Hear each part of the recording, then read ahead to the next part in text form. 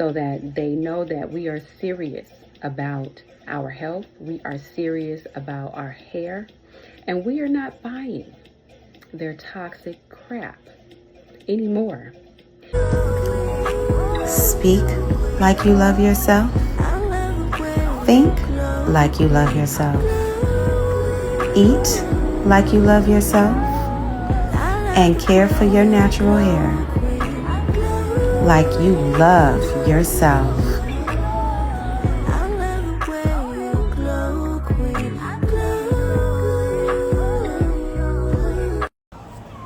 Greetings, good people. So I'm not sure if you all are aware yet, but I came across this post on the Afrotech page on Instagram that Curlmix is on the verge of closing down. And I wanted to come on here and make this video to ask us as a community to ponder if this is really a loss. Given the quality of the ingredients that are overall in this brand, is this a loss to the community? Is this something that we should be sad about? My work as a retired master cosmetologist turned holistic hair healer speaks for itself. So you should already know where I fall in terms of the answer to that question. But I wanted to put the question out to you all and get your feedback. Now let's talk about why these ingredients, the overall reason why they contribute to thinning hair, or what some people like to call hair fall, certain types of alopecia, the CCCA, which, a lot of derms will claim, rightfully so, not to know the cause of, and it's because it's not a part of their education or training. But the overall reason why these products are taking out our hair, causing our hair to thin, is because they are simply disrupting the way that our body normally functions. They're disrupting your hormones. They're disrupting your nervous system.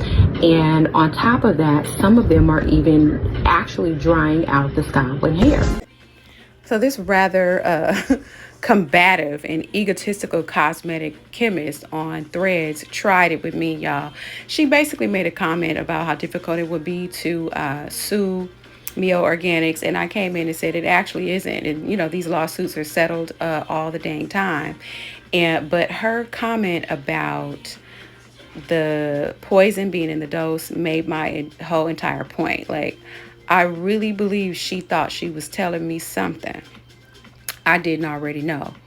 You did not say these products are perfectly safe and they're not toxic. You literally typed the poison is in the dose. And that is all we need to know. So this is important to understand because it means that it will take different doses or levels of exposure to certain toxins for people to show symptoms. Not that the substances are not poisonous, aka toxic themselves. So I really want you all to sit with that. And in my document that I created to put all of this in one place, I went on to list two that I think that we all can understand. And the first one is alcohol intoxication, right? Those of us who drink, let's get into it. So some people can have 2 drinks and others can have 5 before showing signs of being drunk. And drunk is not the worst symptom of alcohol intoxication, but prolonged use in various doses, depending on the person, can result in mental confusion, difficulty remaining conscious, vomiting, seizures, trouble breathing, slow heart rate, clammy skin, dulled responses, such as no gag reflex, which prevents you from choking, extremely low body temperature, and liver cirrhosis. Alcohol overdose can lead to permanent brain damage or death.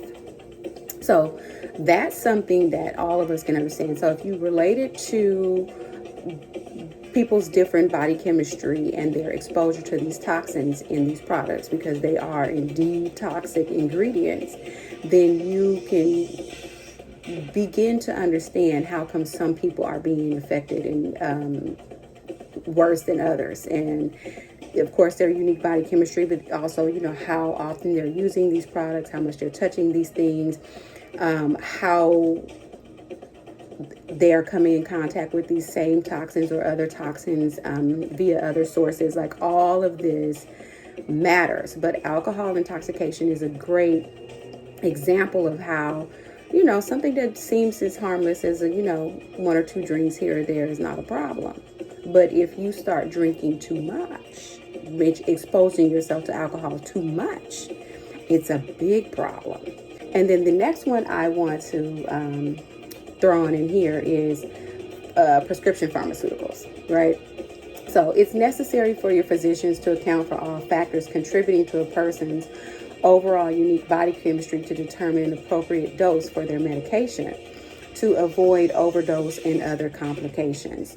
Meaning that two people of the same age, height, weight, and diagnosis can have different medication doses and different treatment plans, even though it's the same medicine. As a people, melanated beings have lost so much. These synthetics and this type of science, that is not our culture. That is not where we come from and where we originate as a people. It is not for us.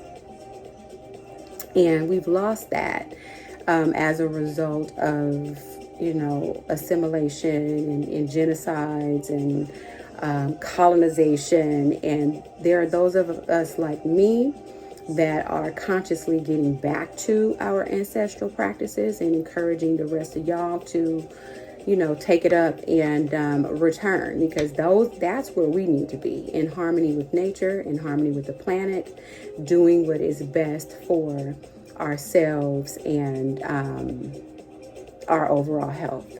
So in the holistic community, we like to look at the body as a sponge, but also a filter. A sponge because it literally takes in everything we put on it, everything we breathe, everything we eat, even our hair when we put on it, because hair is a living thing. Sponge, but also a filter, because the body is very, very good at detoxifying itself. And it gets great at that when we consciously choose foods, herbs, things that accelerate that process, so that we can the body can filter out all the toxins and function as its healthy and optimal self. So toxins are all around us, and they are a result of a different type of people who are not interested in living in harmony with Mother Nature. It is not their heritage and ancestral duty to care for the planet and live in harmony with Mother Nature. They are more interested in seeing how they can compete with Mother Nature, how they can outdo what the Creator, Great Spirit God, has already done. And as a consequence, a lot of harm is coming to the planet and the people who partake in these synthetic, oftentimes very toxic substances. There are some that are neutral, but most of them are not.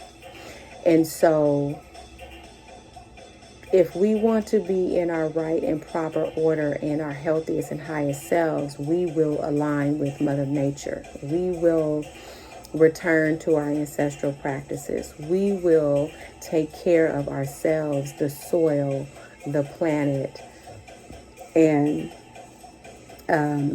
demand with our choices higher ingredient standards for the products that we use,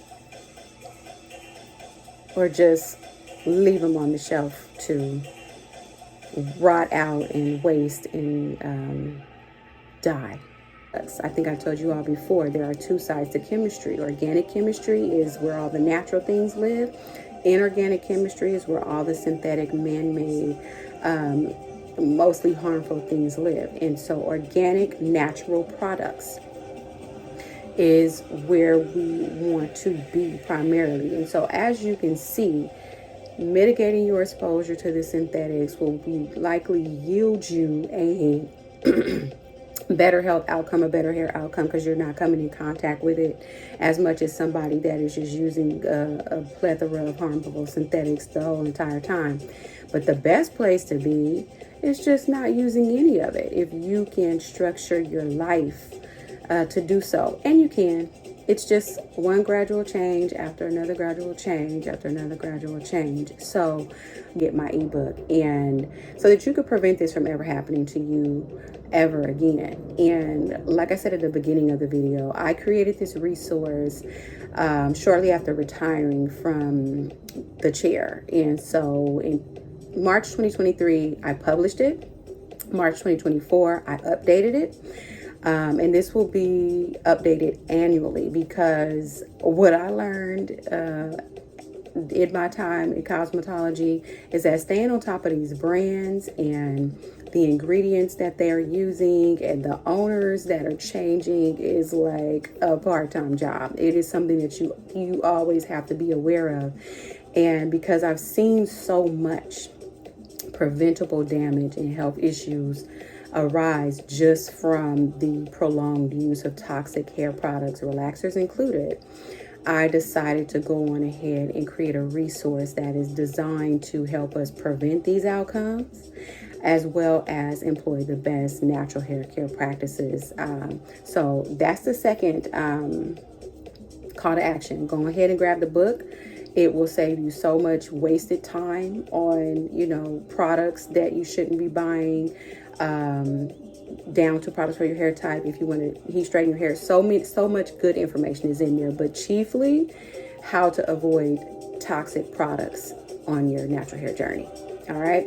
We can shift the entire trajectory of what is the natural hair movement and the products that we are willing to accept from these companies and these brands, simply by raising our health standards and deciding to become educated and discerning consumers, so that they know that we are serious about our health, we are serious about our hair, and we are not buying their toxic crap anymore. We're going to put our support behind the brands who are getting it right, the brands who value their health, obviously, because that's why they're choosing to manufacture products in the way that they do, and work in harmony with Mother Nature and the planet. So I went natural in 2011, and so back then it was more so about just sharing your love and your appreciation for your hair. A lot of people were just using their do-it-yourself recipes. The products that are available were a little bit more natural, and it was less about sponsorships and brands, pushing brands and views and all that thing. It was really more about community. And I saw Lord Narada African Hair God said a similar thing on an interview that Coffee Cuties did with him not too long ago. The energy is different now. It's so commercial. It's driven by the brands and the types of hair that they want to feature. And a lot of our content creators are just getting caught up in the business of it instead of the love and the joy of it. And we can take it back. We need to take it back. Our sisters and brothers are losing their hair. Their health is being affected. That is not what any of us intended for this, I'm sure. So we have work to do, good people.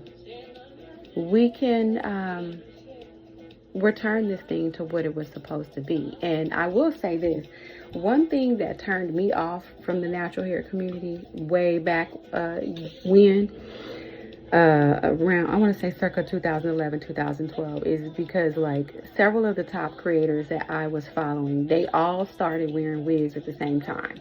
So that is when I caught on to, I was like, oh, this is not just them sharing how they're doing their natural hair and, you know, how much they love it and all this stuff. Like, it is not a coincidence that now every single one of them, and it was 4 of them, now have a wig video. And I'm here to learn about how to care for my natural hair. Like, I don't wear wigs. I don't want to wear wigs. Like, I'm trying to learn how to deal with her right here and, you know, take the best care of her.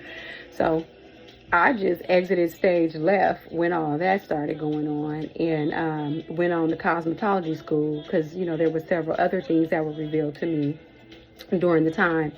And I feel like it's just gone further and further and further to the left. And we need to bring the joy, we need to be the love, and we need to bring the responsibility back to this community and to this movement. And I will see you on the next one.